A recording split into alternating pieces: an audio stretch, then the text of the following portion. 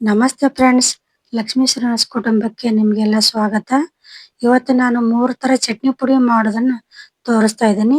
ಇದನ್ನ ಹೇಗೆ ಮಾಡೋದು ಅಂತ ನೋಡ್ಕೊಂಡ್ ಬರೋಣ ಬನ್ನಿ. ಮೊದಲಿಗೆ ಗ್ಯಾಸ್ ಹಚ್ಕೊಂಡು ಬಾಣಲಿ ಕಾಯಕ್ಕೆ ಇಟ್ಕೊಂಡಿದ್ದೀನಿ. ಬಾಣಲಿ ಕಾದ ನಂತರ ಇದಕ್ಕೆ ಅರ್ಧ ಬಟ್ಲು ಶೇಂಗಾ ತಗೊಂಡಿದ್ದೀನಿ. ಅದನ್ನ ಇದಕ್ಕೆ ಹಾಕೊಂಡು ಹುರ್ಕೊಂತೀನಿ. ಇದನ್ನ ಆದಷ್ಟು ಸಣ್ಣ ಉರಿಯಲ್ಲಿ ಮೀಡಿಯಂ ಫ್ಲೇಮಲ್ಲಿ ಹುರ್ಕೋಬೇಕು. ನೋಡಿ, ಸಿಪ್ಪೆ ಎಲ್ಲ ಬ್ರೌನ್ ಕಲರ್ ಬರೋವರೆಗೆ ಇದನ್ನ ಚೆನ್ನಾಗಿ ಹುರ್ಕೋಬೇಕು. ನೀವೆಷ್ಟು ಚೆನ್ನಾಗಿ ಹುರ್ಕೊಂತೀರೋ ಅಷ್ಟು ಚೆನ್ನಾಗಿ ಪುಡಿ ಬರುತ್ತೆ. ನೋಡಿ, ಇಷ್ಟ ಆಗಿದೆ. ಇದು ಇಷ್ಟು ಹುರ್ಕೊಂಡಿದ್ದೀನಿ. ಇದನ್ನ ಒಂದು ಪ್ಲೇಟ್ಗೆ ಹಾಕೊಂಡು ಆರೋದಕ್ಕೆ ಬಿಡ್ತೀನಿ. ಇದೆಲ್ಲ ತಣ್ಣಗಾಗ್ಲಿ, ಇದು ಆರ್ಲಿದು.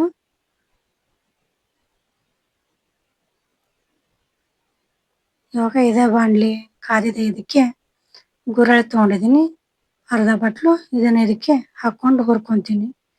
ಇದಕ್ಕೆ ಗುರಳ್ ಅಂತಾರೆ, ಹುಚ್ಚೆಳ್ ಅಂತಾರೆ, ಕಾರಳ್ ಅಂತಾರೆ. ನಿಮ್ ಕಡೆ ಯಾವ ಎಳ್ಳು ಅಂತಾರೆ ಅಂತ ಕಮೆಂಟ್ ಮಾಡಿ ತಿಳಿಸಿ.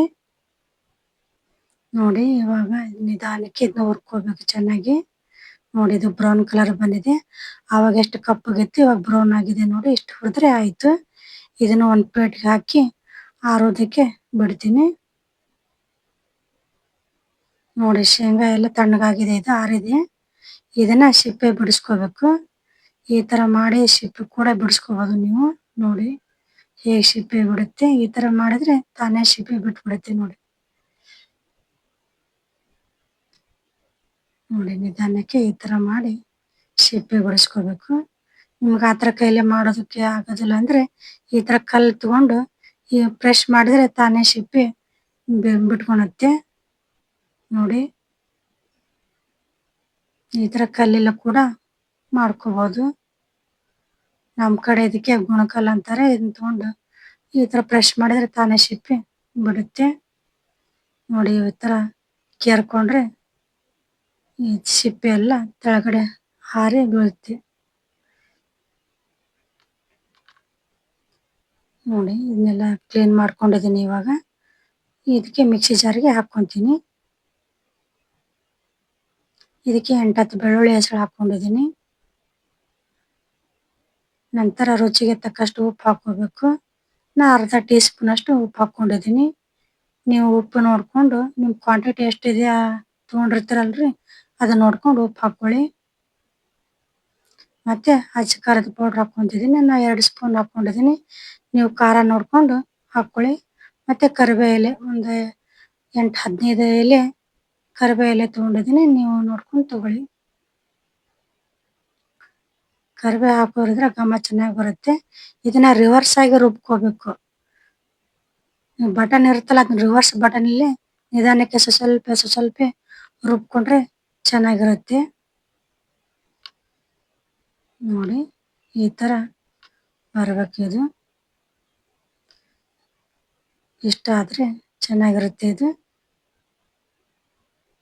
ಈಗ ಇನ್ನೊಂದು ಪೌಡ್ರ್ ಮಾಡಿ ತೋರಿಸ್ತೀನಿ. ಇವಾಗ ಗುರಾಳ್ ಹುರ್ಕೊಂಡಿದ್ವಲ್ಲ, ಅದು ತಣ್ಣಗಾಗಿದೆ. ಇದಕ್ಕೆ ಹಾಕ್ಕೊಂಡಿದ್ದೀನಿ. ಮತ್ತೆ 8-10 ಬೆಳ್ಳುಳ್ಳಿ ಹೆಸರು ಹಾಕ್ಕೊಂಡಿದ್ದೀನಿ. ಮತ್ತೆ ರುಚಿಗೆ ತಕ್ಕಷ್ಟು ಉಪ್ಪು ಹಾಕ್ಕೋಬೇಕು. ಅರ್ಧ ಟೀ ಸ್ಪೂನ್ ಉಪ್ಪು ಹಾಕ್ಕೊಂಡಿದ್ದೀನಿ.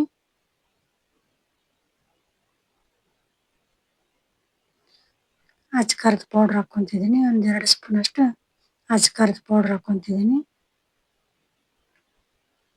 ಮತ್ತೆ ಒಂದು 8-10 ಎಲೆ ಕರಿಬೇವನ್ನ ಹಾಕ್ಕೊಂತಿದ್ದೀನಿ. ಈಗ ಮುಚ್ಚಳ ಮುಚ್ಚಿ ಇದನ್ನ ಸಣ್ಣಗೆ ರುಬ್ಕೋಬೇಕು.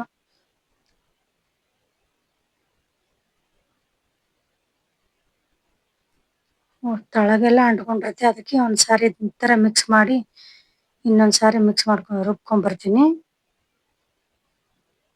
ಇದನ್ನ ಸಣ್ಣಗೆ ರುಬ್ಕೋಬೇಕು. ನೋಡಿ, ಇದು ಇಷ್ಟ ಆಗಿದೆ. ಇವಾಗ ಕರೆಕ್ಟಾಗಿ ಬಂದಿದೆ. ಇದು ಇಷ್ಟ ಆದರೆ ಆಯಿತು. ಈಗ ಮತ್ತೆ ಇನ್ನೊಂದು ಪುಡಿನ ಮಾಡಿ ತೋರಿಸ್ತೀನಿ. ಇವಾಗ ಪುಟಾಣಿ ಪುಡಿನ ಮಾಡ್ತೀನಿ. ಒಂದು ಅರ್ಧ ಬಟ್ಲು ಪುಟಾಣಿ ತೊಗೊಂಡಿದ್ದೀನಿ. ಮತ್ತು 8-10 ಬೆಳ್ಳುಳ್ಳಿ ಹೆಸರು ತೊಗೊಂಡಿದ್ದೀನಿ.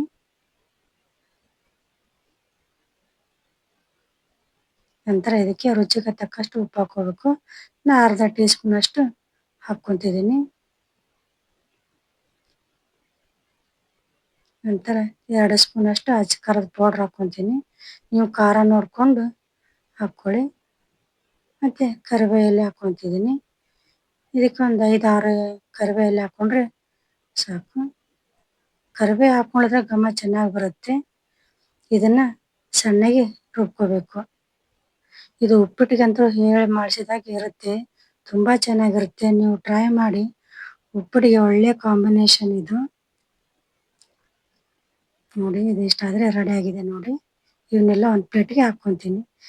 ಪ್ಲೇಟಿಗೆ ಹಾಕ್ಕೊಂಡು ಆರಿದ ನಂತರ ಒಂದು ಡಬ್ಬಕ್ಕೆ ತುಂಬಿಟ್ಕೋಬೇಕು. ಇದು ಒಂದು 15 ತಿಂಗಳಾದರೂ ಏನಾಗೋದಿಲ್ಲ, ಚೆನ್ನಾಗಿರುತ್ತೆ. ನೀವು ಕೂಡ ಟ್ರೈ ಮಾಡಿ. ಮೊಸರಿನ ಜೊತೆ ಹಾಕ್ಕೊಂಡು ತಿಂದರೆ ಸೂಪರ್ ಆಗಿರುತ್ತೆ. ನೋಡಿ ನೀವು ಟ್ರೈ ಮಾಡಿ. ಎಲ್ಲರಿಗೂ ದೇವರು ಒಳ್ಳೇದು ಮಾಡಲಿ. ನಮಸ್ಕಾರ.